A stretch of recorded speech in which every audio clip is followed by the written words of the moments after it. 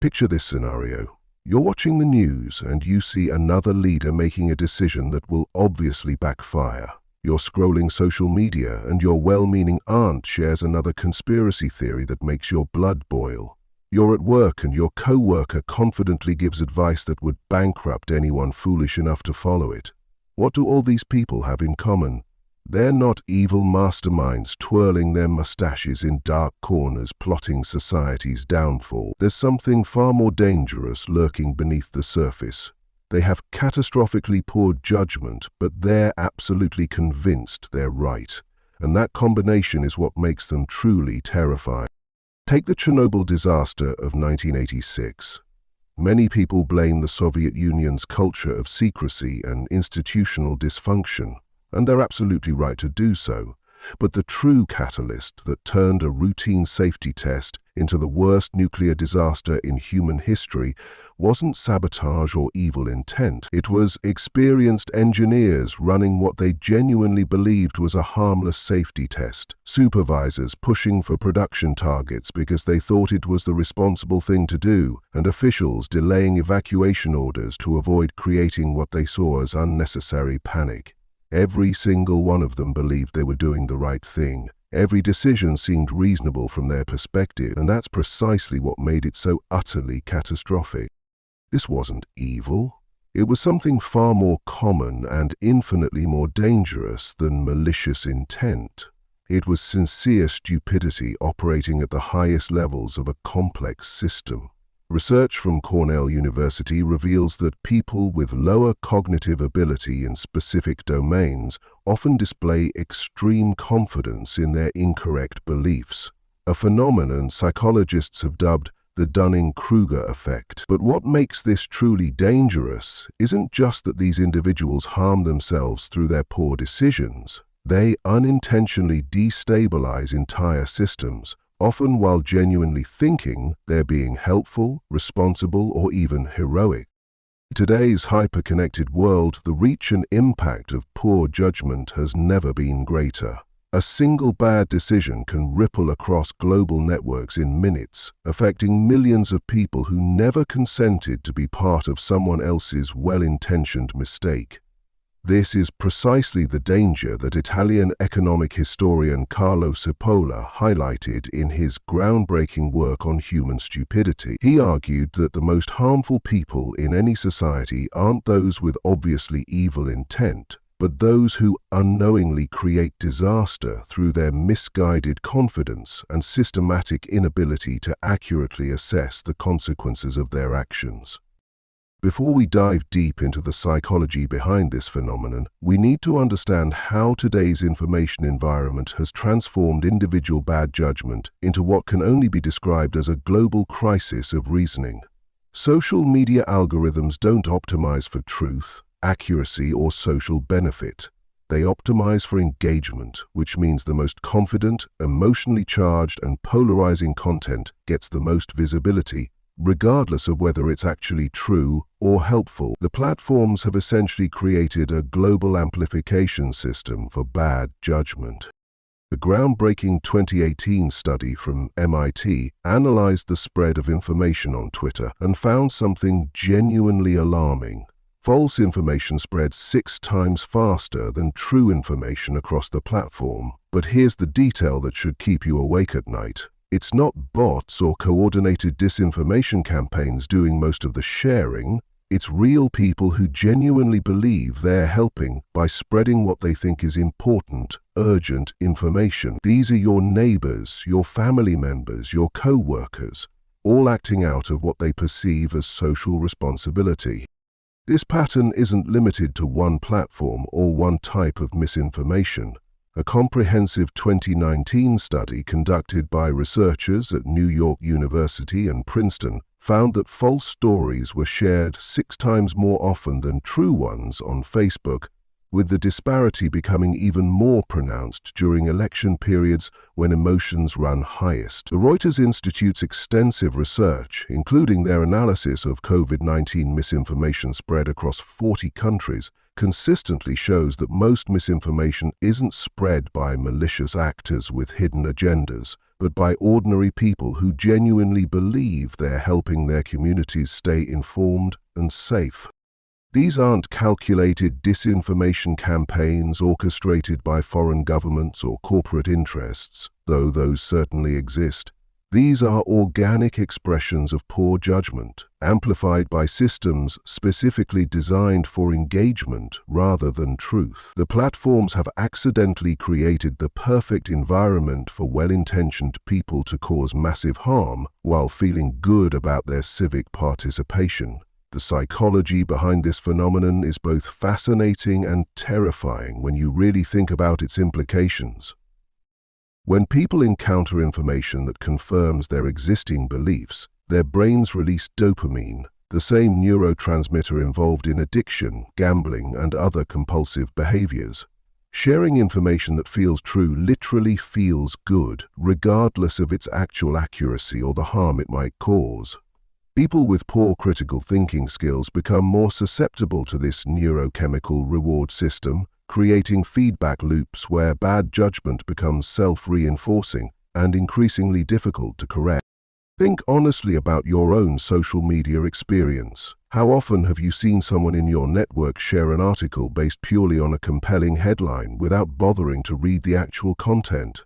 How many times have you witnessed genuinely intelligent people in your life fall for obvious scams or conspiracy theories when they venture outside their areas of expertise? This isn't stupidity in the traditional sense of lacking basic intelligence. It's systematic cognitive misalignment, amplified by systems deliberately designed to exploit our deepest psychological vulnerabilities for profit. The problem becomes even more complex when you consider that modern technology has democratized the ability to appear authoritative. Anyone can create professional-looking websites, produce polished videos, or write compelling articles that seem credible to people who lack expertise in the relevant domain. The traditional gatekeepers of information, whatever their flaws, at least provided some basic quality control. Now we have infinite information sources with no quality control mechanisms, and most people lack the skills to distinguish between reliable and unreliable sources. This creates what researchers call information pollution, where the sheer volume of available information makes it virtually impossible for ordinary people to verify claims before acting on them. When your trusted friend shares something urgent on social media, you're psychologically primed to trust it and pass it along, especially if it confirms something you already suspected might be true. The result is a global game of telephone where well-intentioned people systematically degrade the quality of information in circulation. The most disturbing aspect of this dynamic is how it exploits our better angels. The people causing the most harm are often those who care most deeply about helping others. They share health misinformation because they're worried about their friends' well-being. They spread political conspiracy theories because they're genuinely concerned about threats to democracy. They promote dubious financial advice because they want to help people achieve prosperity. Their motivations are admirable, but their impact is devastating. This pattern extends far beyond social media into every domain of human activity. Corporate boardrooms make decisions that seem prudent in the short term but prove catastrophic in the long run. Government officials implement policies that sound reasonable but create perverse incentives that make problems worse. Community leaders organize initiatives that feel meaningful but waste resources that could have been used more effectively. Academic institutions adopt practices that seem progressive but actually undermine their educational mission.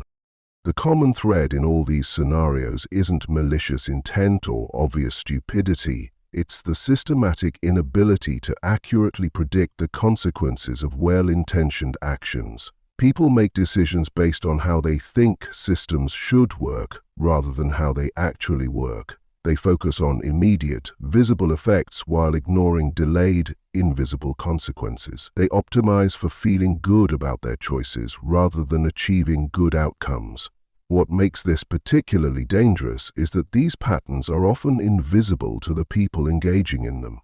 When your actions are motivated by genuine care for others, it's psychologically difficult to acknowledge that you might be causing harm.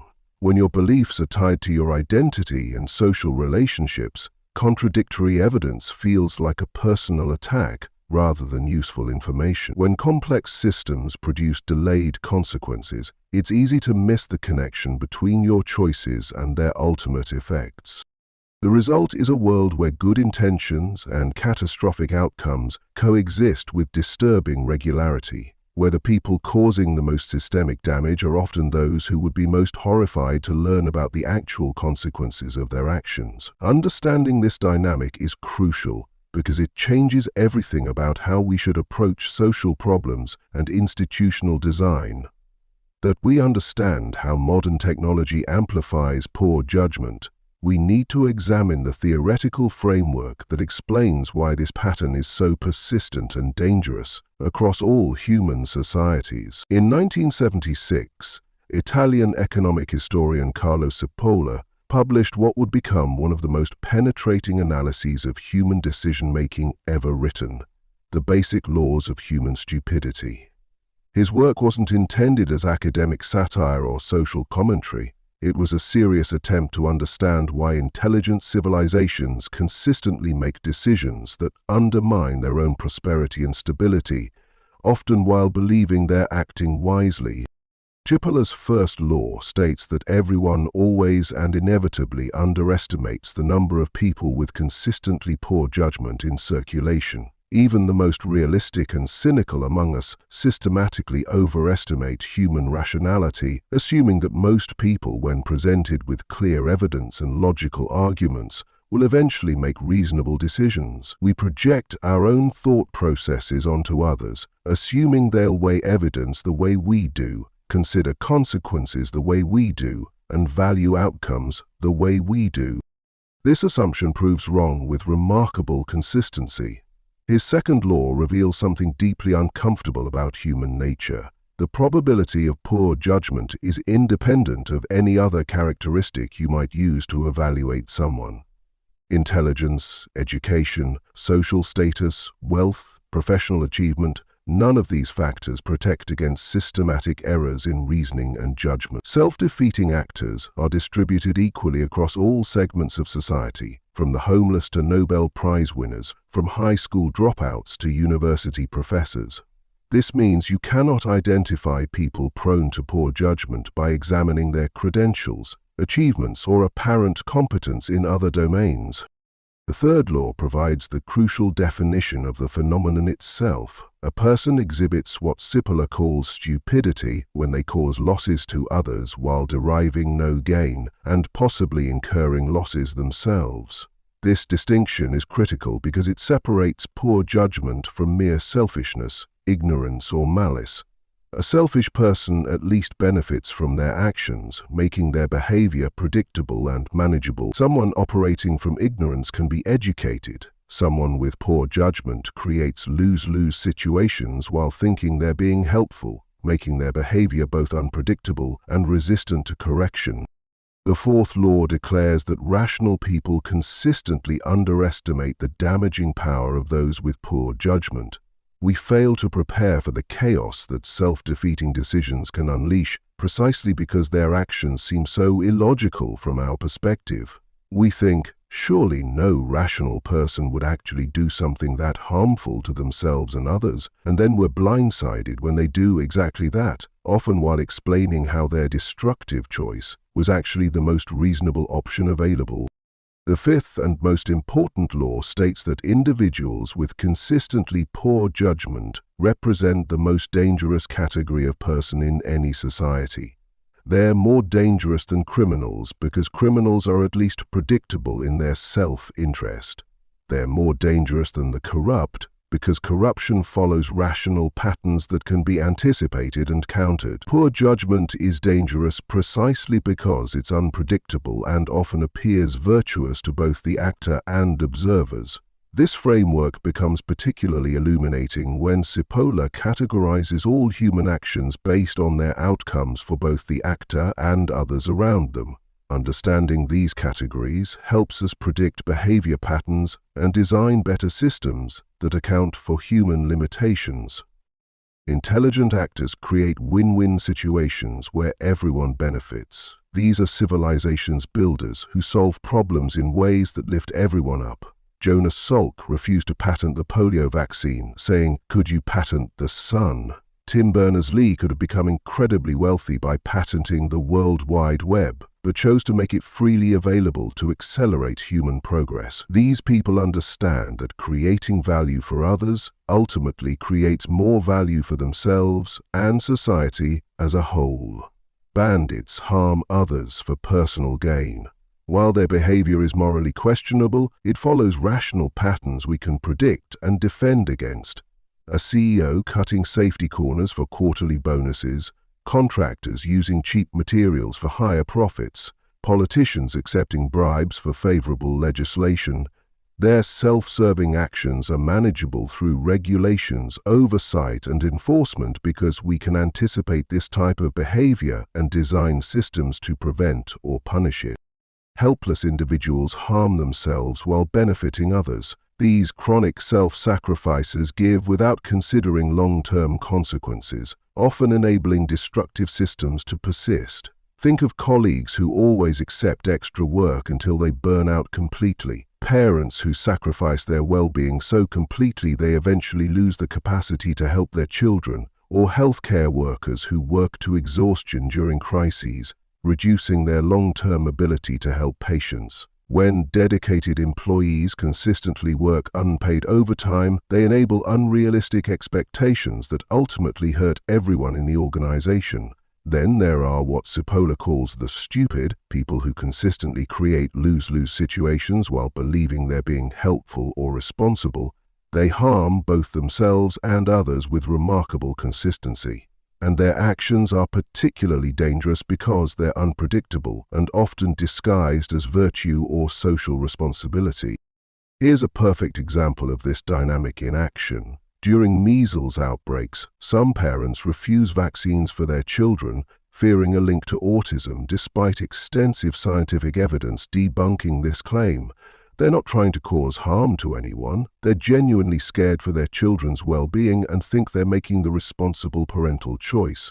But their decision helps dangerous diseases spread through communities. Their own children get sick, other people's children get sick, and sometimes children die from preventable diseases. The parents gain nothing from this choice. They often spend significant money on ineffective alternative treatments and end up harming everyone involved, including themselves and their own families. Studies on moral decision-making reveal that people with poor reasoning abilities often make choices they genuinely believe are ethical and responsible, even when creating measurable harm for everyone involved. They lack the cognitive architecture to trace the full consequences of their actions through complex systems, but they possess enough moral conviction to act decisively based on their incomplete understanding.